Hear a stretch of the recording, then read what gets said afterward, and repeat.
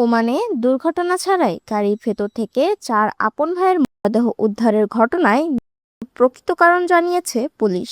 Royal Oman police নিশ্চিত করেছে চালু অবস্থায় থাকা গাড়ির ভেতর এসির বিষাক্ত কার্বন মনোক্সাইড গ্যাস শ্বাসের সঙ্গে শরীরে প্রবেশ করার কারণেই এই মৃত্যুর ঘটনা ঘটেছে। পুলিশের বিবৃতিতে জানানো হয়, পুলিশ এই ঘটনার তদন্ত করছে।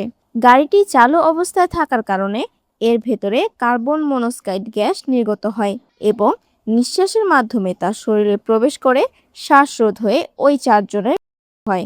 সেই সাথে বিষাক্ত গ্যাসের শ্বাসরোধের ঝুঁকি, রাতে বদ্ধ জায়গায় বা ঘুমানোর সময় গাড়ি চালু না রাখার জন্য সবাইকে সতর্ক করা হয়।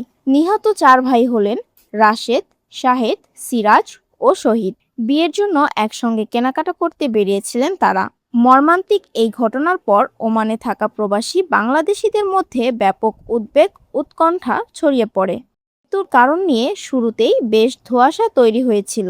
অনেকে প্রাথমিকভাবে ধারণা করেছিলেন খাদ্যে বিষক্রিয়ার কারণে তারা হয়তো গাড়ির ভেতর থেকে বের হওয়ার শক্তিটুকুও পাননি। আবার একাংশের আশঙ্কা ছিল দীর্ঘক্ষণ গাড়ি চালু অবস্থায় স্থির থাকার কারণে এসির বিষাক্ত গ্যাস থেকেই এই দুর্ঘটনা ঘটতে পারে। অবশেষে সেই আশঙ্কাই সত্য প্রমাণিত হলো।